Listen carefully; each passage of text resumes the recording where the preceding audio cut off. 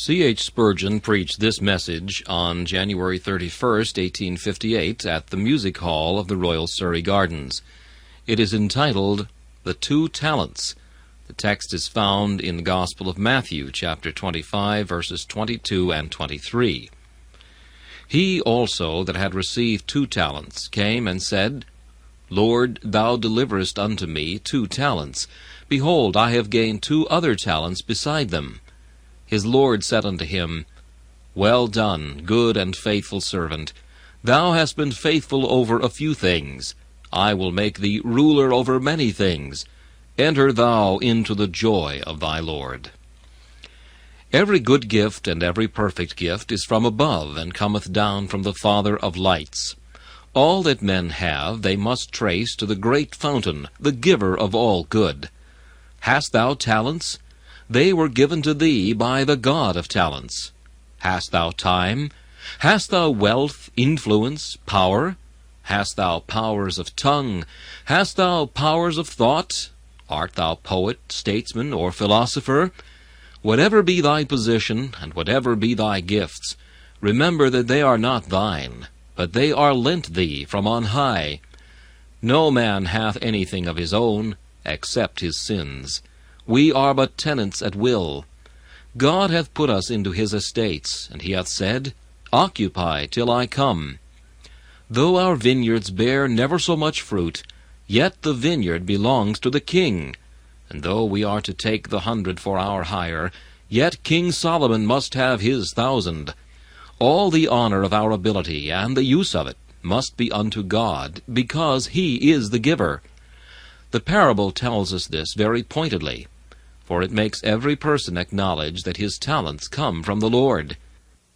Even the man who digged in the earth and hid his Lord's money did not deny that his talent belonged to his master.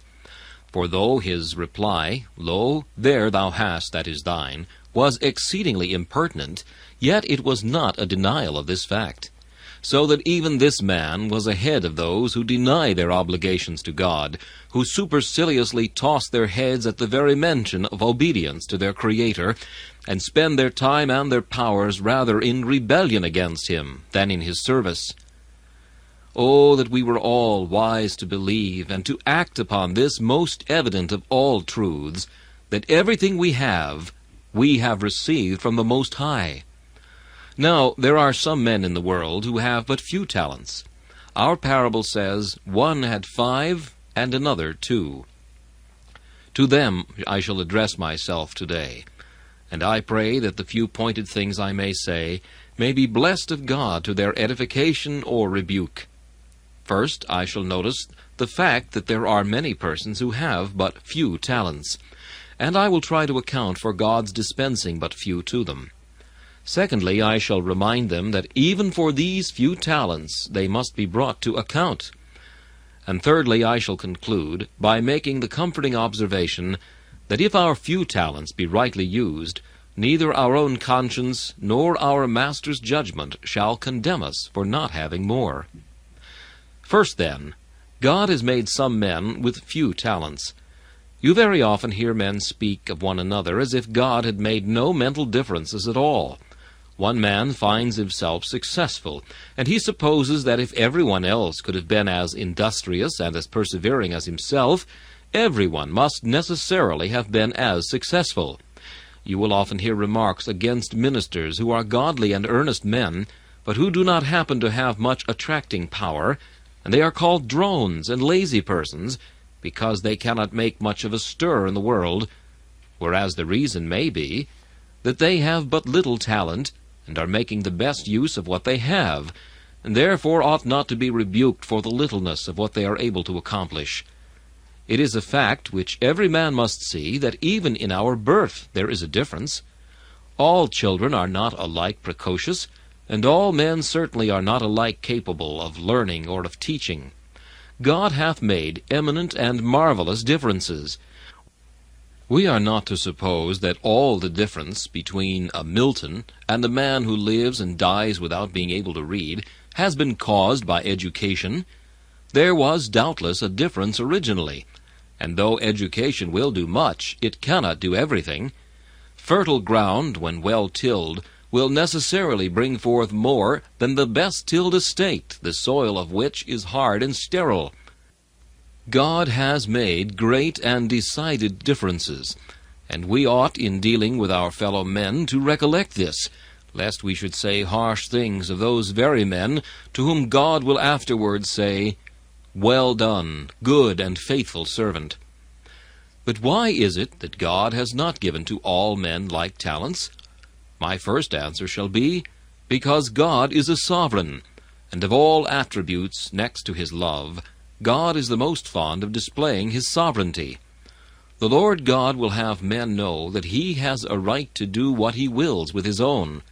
Hence it is that in salvation he gives it to some and not to others, and his only reply to any accusation of injustice is, "Nay, but, O man, who art thou that repliest against God? Shall the thing formed say to him that formed it, Why hast thou made me thus?" The worm is not to murmur because God did not make it an angel, and the fish that swims the sea must not complain because it hath not wings to fly in the highest heavens. God had a right to make his creatures just what he pleased, and though men may dispute that right, he will hold and keep it inviolate against all comers. That he may hedge his right about and make vain men acknowledge it, in all his gifts he continually reminds us of his sovereignty. "I will give to this man," he says, "a mind so acute that he shall pry into all secrets. I will make another so obtuse that none but the plainest elements of knowledge shall ever be attainable by him. I will give to one man such a wealth of imagination that he shall pile mountain upon mountain of imagery, till his language seems to reach to celestial majesty. I will give to another man a soul so dull that he shall never be able to originate a poetic thought. Why this, O God? The answer comes back, Shall I not do what I will with mine own? So then, the children being not yet born, neither having done good or evil, that the purpose of God according to election might stand, it was written, The elder shall serve the younger. And so it is written concerning men, that one of them shall be greater than another. One shall bow his neck, and the other put his foot upon it. For the Lord hath a right to dispose of places and of gifts, of talents and wealth, just as seemeth good in his sight. Now, most men quarrel with this. But mark, the thing that you complain of in God is the very thing that you love in yourselves. Every man likes to feel that he has a right to do with his own as he pleases. We all like to be little sovereigns. You will give your money freely and liberally to the poor. But if any man should impertinently urge that he had a claim upon your charity, would you give unto him? Certainly not. And who shall impeach the greatness of your generosity in so doing? It is even as that parable that we have in one of the evangelists, where, after the men had toiled, some of them 12 hours, some of them 6, and some of them but 1, the Lord gave every man a penny. Oh, I would meekly bow my head and say, My Lord, hast thou given me 1 talent? Then I bless thee for it, and I pray thee bestow upon me grace to use it rightly. Hast thou given to my brother 10 talents?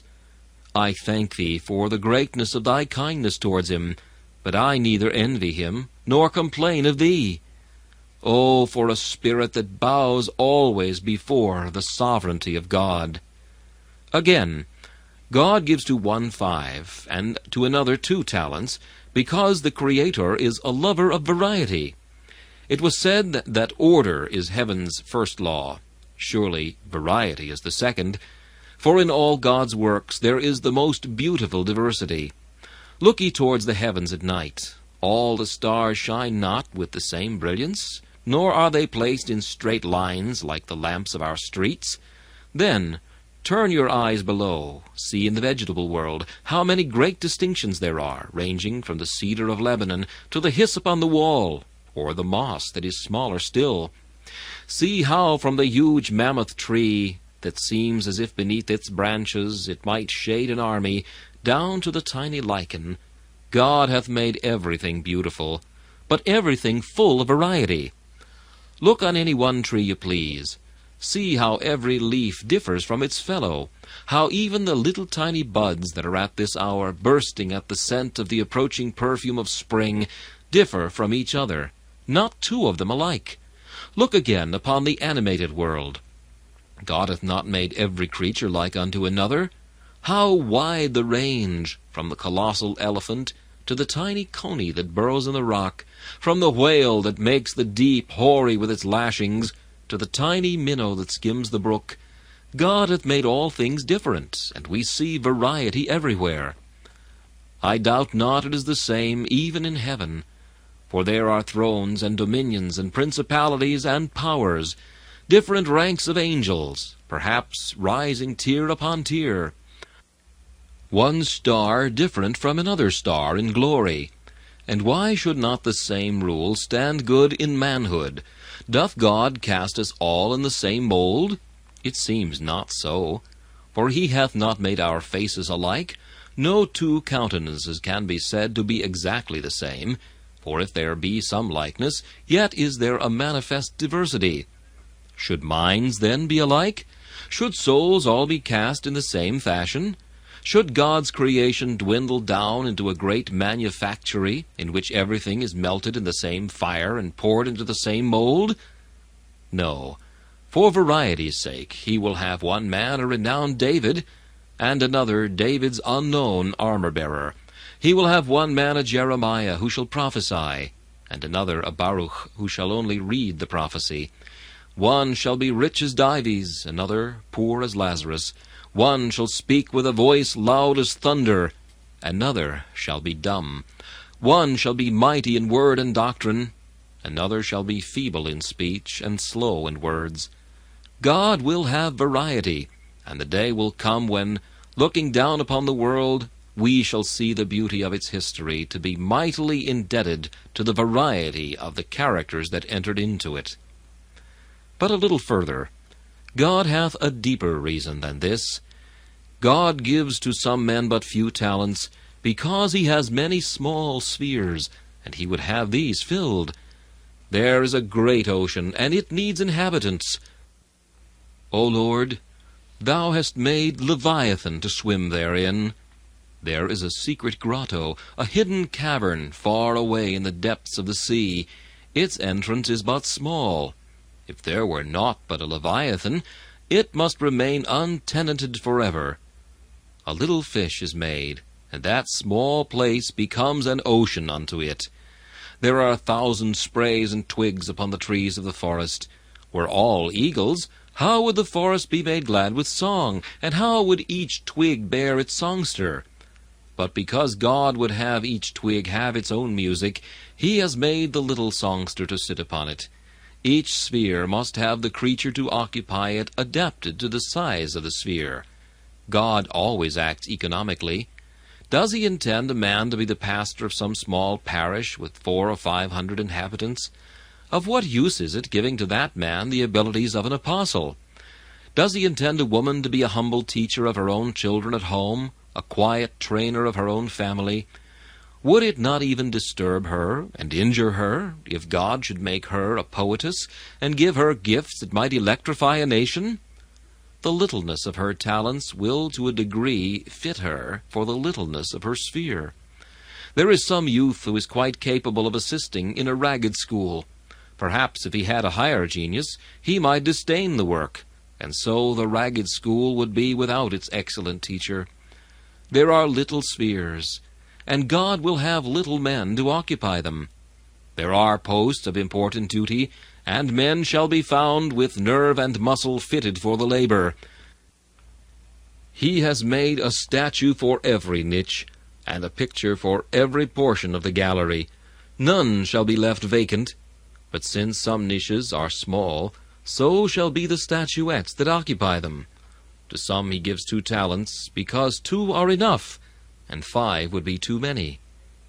Once more, God gives to men 2 talents, because in them very often he displays the greatness of his grace in saving souls. You have heard of a minister who was deeply read in sacred lore. His wisdom was profound, and his speech graceful. Under his preaching many were converted. Have you never heard it not quite said, but almost hinted, that much of his success was traceable to his learning and to his graceful oratory? But on the other hand, you have met with a man, rough in his dialect, uncouth in his manners, evidently without any great literary attainments. Nevertheless, God has given that man the one talent of an earnest heart. He speaks like a son of thunder. With rough, stern language he denounces sin and proclaims the gospel. Under him hundreds are converted. The world sneers at him. "I can see no reason for all this," says the scholar. "It is all rubbish. Cant. The man knows nothing." The critic takes up his pen, nibs it afresh, dips it in the bitterest ink he can find, and writes a most delightful history of the man, in which he goes so far as to say, not that he sees horns on his head, but almost everything but that. He is everything that is bad and nothing that is good. He utterly denounces him. He is foolish, he is vain, he is base, he is proud, he is illiterate, he is vulgar. There was no word in the English language that was bad enough for him, but one must be coined. And now, what says the church? What says the man himself? "Even so, O Lord, now must the glory be unto thee forever, inasmuch as thou hast chosen the base things of this world, and the things that are not, to bring to naught the things that are. So it seemeth that out of the little God sometimes winneth more glory than he doth out of the great. And I doubt not that he has made some of you with little power to do good, with little influence, and with a narrow sphere, that he may, in the last great day, manifest to angels how much he can do in a little space." You know, dear friends, there are two things that always will attract our attention. One is skill embodied in a stupendous mass. We see the huge ship, the Leviathan, and we wonder that man could have made it. At another time we see an elegant piece of workmanship that will stand upon less than a square inch, and we say, "Well, I can understand how men can make a great ship, but I cannot comprehend how an artist could have the patience and the skill to make a thing so minute as this." Ah, my friends, it seems to me that God is not a greater God to our apprehension when we see the boundless fields of ether and the unnumbered orbs swimming therein, than when we see a humble cottager, and behold God's perfect word carried out in her soul, and God's highest glory wrought from her little talent. Surely if in the little man can honor himself as well as in the great, the infinite and the eternal can most of all glorify himself when he stoopeth to the littlenesses of mankind. Our second proposition was that even a few talents must be accounted for. We are very apt, when we think of the day of judgment, to imagine that certain characters will undergo a more trying process than others. I know I have often involuntarily said, when reading the history of Napoleon, "Here is a man of tremendous ability, the world's master. A dozen centuries might be required to produce such another man. But here is a man who prostitutes all his ability to ambition, carries his armies like a destroying deluge across every country, widows' wives, and renders children fatherless not by the hundreds, but by thousands, if not by millions. What must be his solemn account when he stands before the throne of God? Shall not the witnesses rise up from the fields of Spain, of Russia, of Italy, of Egypt, of Palestine, and accuse the man who, to gratify his own bold ambition, led them to death? But will you please to remember that though Napoleon must be a prisoner at the bar, each of us must stand there also?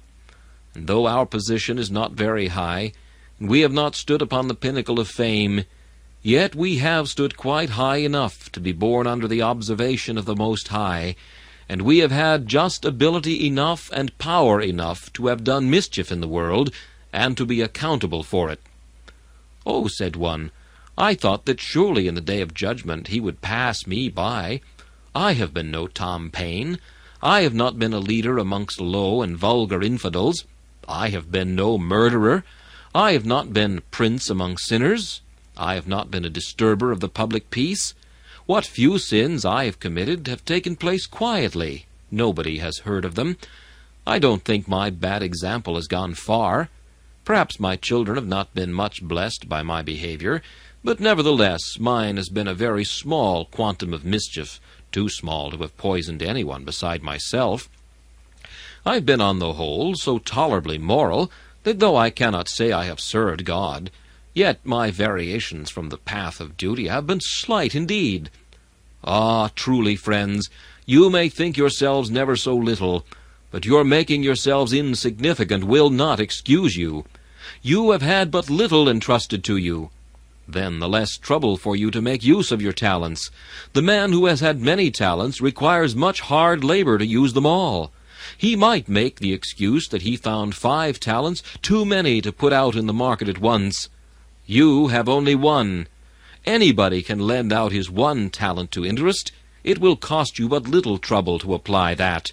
And inasmuch as you live, and inasmuch as you die, without having improved the 1 talent, your guilt will be exceedingly increased by the very fact that your talent was but little, and consequently the trouble of using it would have been but little too. If you had but little, God required but little of you. Why then did you not render that? If any man holds a house at a rental of £1 a year, let it be never so small a house for the money. If he brings not his rent, there is not 1/2 the excuse for him that there would be if his rent had been £100, and he had failed to bring it. You shall be the more inexcusable on account of the little that was required of you. Let me then address you, and remind you that you must be brought to account. Remember, my hearer, that in the day of judgment thy account must be personal. God will not ask you what your church did. He will ask you what you did yourself. Now there is a Sunday school. If God should try all members of the church in a body, they would each of them say, "O Lord, as a body we had an excellent Sunday school, and had many teachers," and so they would excuse themselves. But no, one by one, all professors must come before him. What did you do for the Sabbath school? I gave you a gift for teaching children. What did you do? O Lord, there was a Sabbath school. That has nothing to do with it. What did you do? You are not to account now for the company with which you were united, but for yourself as an individual. Oh, says one, there were a number of poor ministers. I was at the Surrey Hall, and so much was done for them. No. What did you do? You must be held personally responsible for your own wealth, for your own ability. Well, says one, I'm happy to say that there is a great deal more preaching now than there used to be. The churches seem to be roused.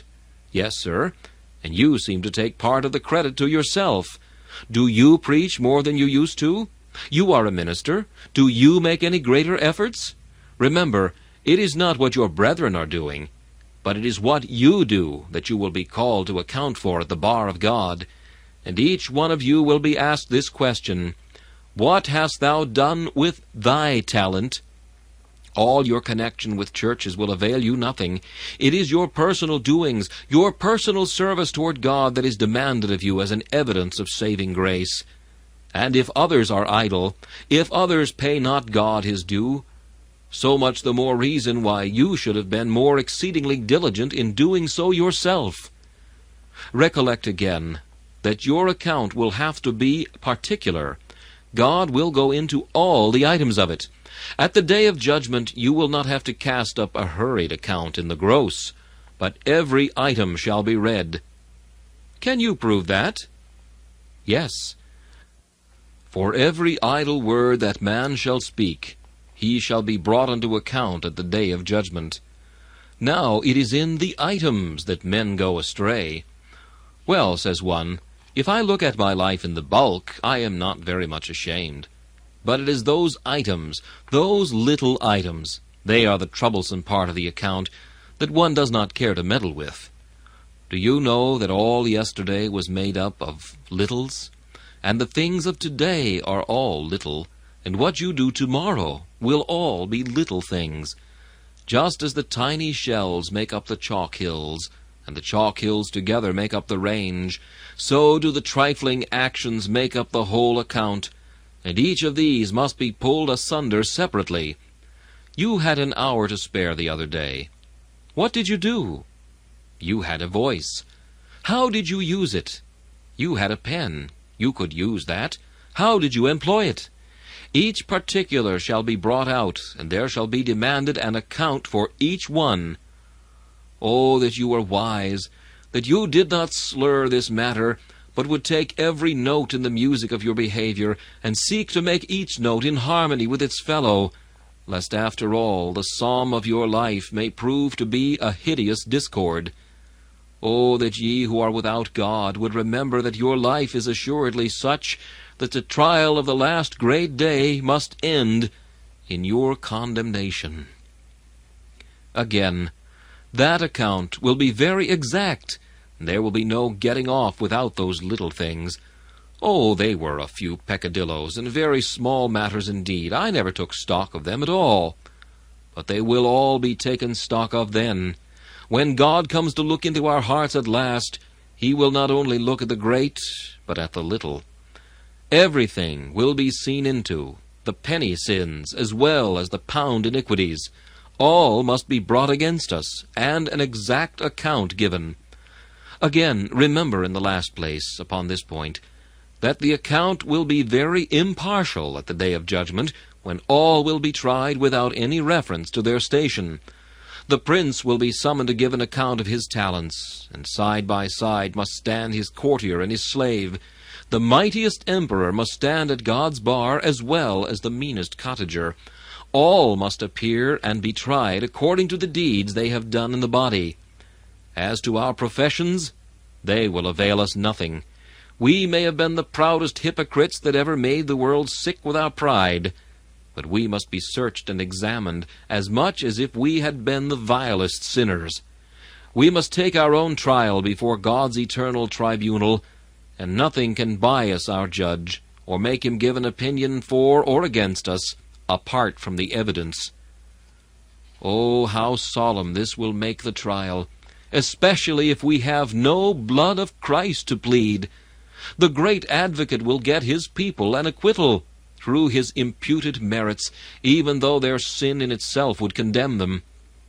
But remember that without him we shall never be able to stand the fiery ordeal of that last dread assize. Well, said an old preacher, when the law was given, Sinai was on a smoke, and it melted like wax. But when the punishment of the law is given, the whole earth will quake and quail. For who shall be able to endure the day of the Lord, the day of God's fierce anger? The last point is, if by divine grace, and it is only by divine grace that this can ever be accomplished, our 2 talents be rightly used, the fact that we had not 5 will be no injury to us. You say, when such a man dies, who stood in the midst of the church, a triumphant warrior for the truth, the angels will crowd to heaven's gates to see him, for he has been a mighty hero, and has done much for his master.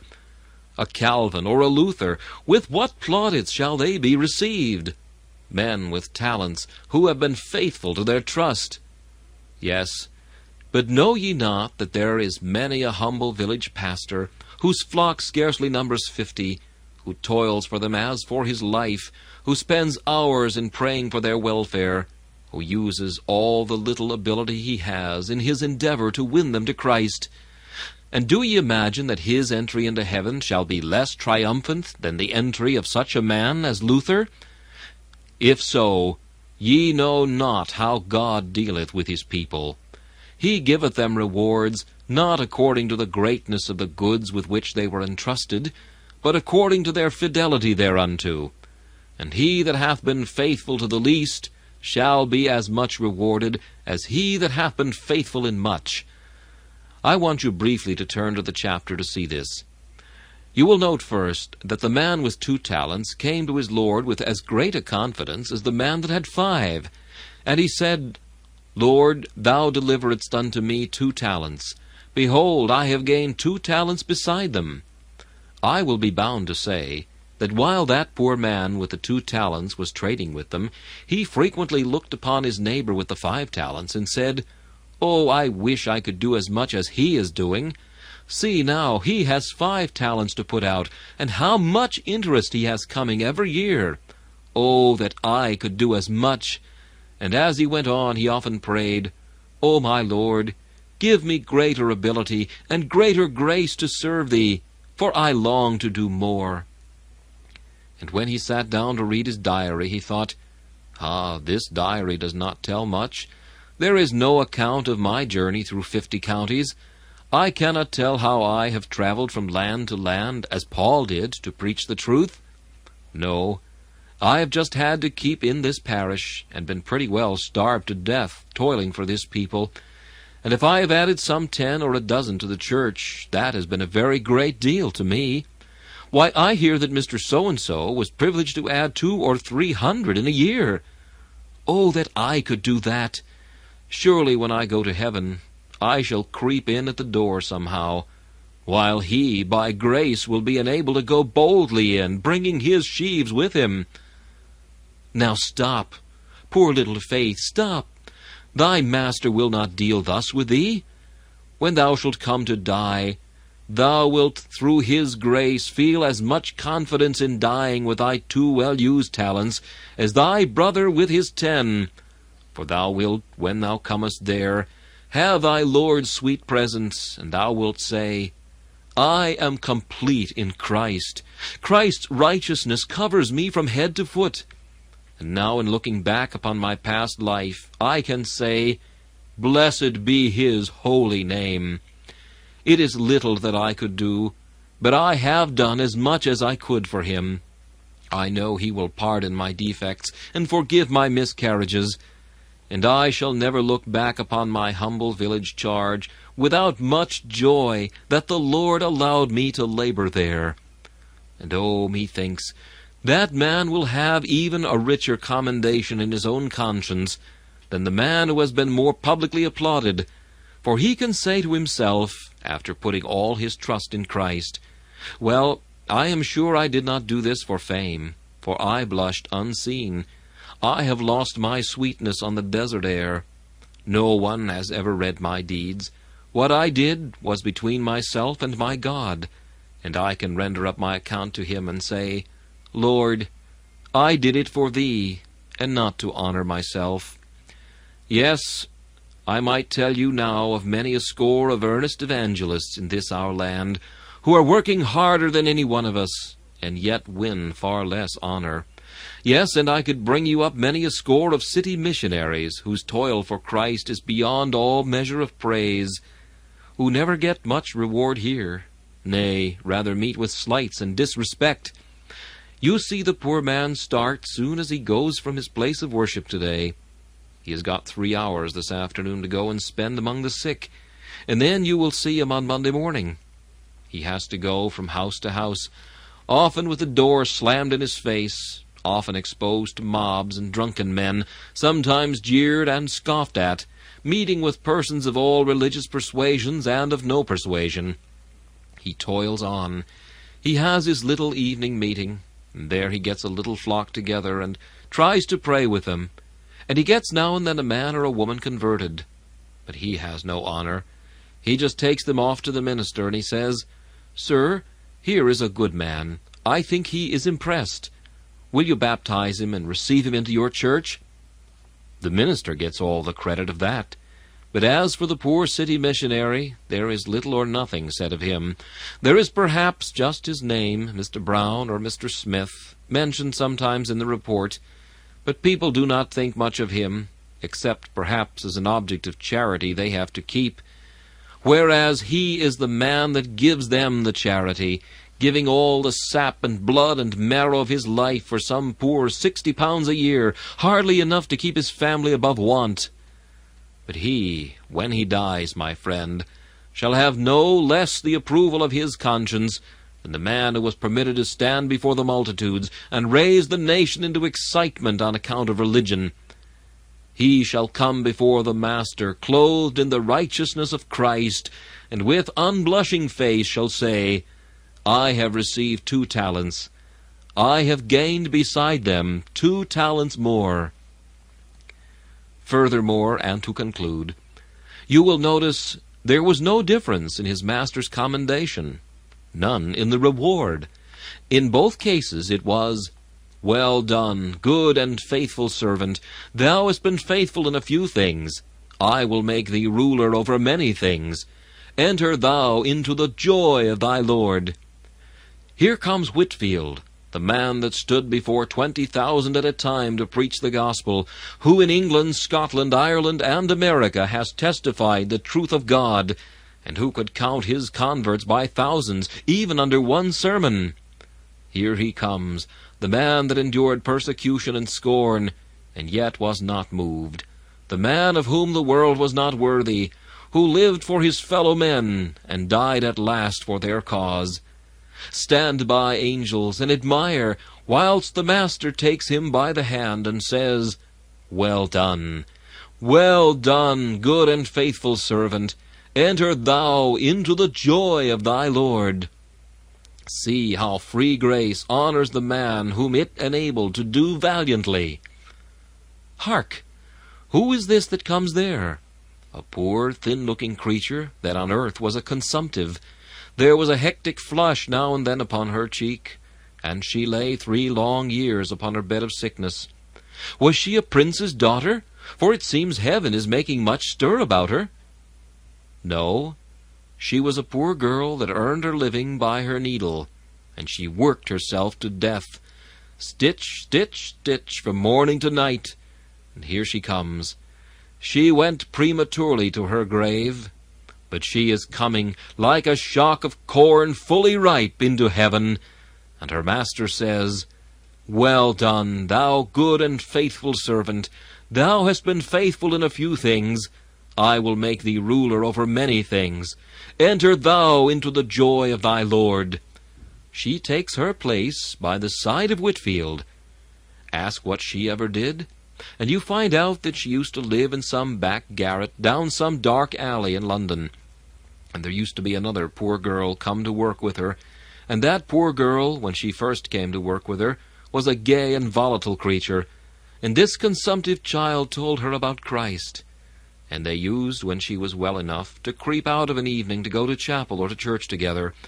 It was hard at first to get the other one to go, but she used to press her lovingly, and when the girl went wild a little, she never gave her up. She used to say, "Oh, Jane, I wish you loved the Savior." And when Jane was not there, she used to pray for her, and when she was there, she prayed with her, and now and then, when she was stitching away, read a page out of the Bible to her, for poor Jane could not read. And with many tears she tried to tell her about the Savior who loved her and gave himself for her.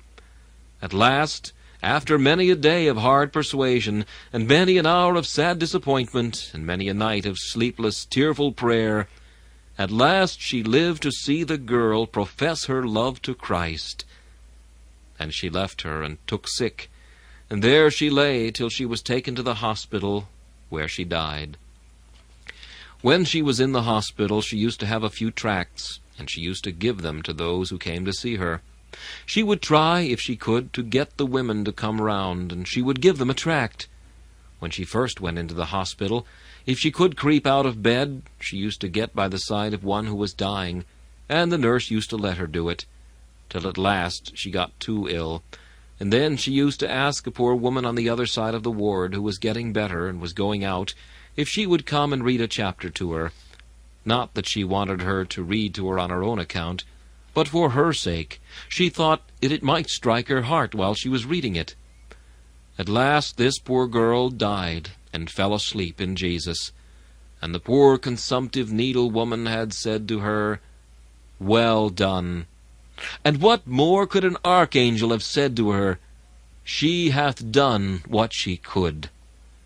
See, then, the Master's commendation, and the last reward will be equal to all men who have used their talents well. Ah, if there be degrees in glory, they will not be distributed according to our talents, but according to our faithfulness in using them. As to whether there are degrees or not, I know not. But this I know, He that doeth his Lord's will shall have said to him, Well done, good and faithful servant.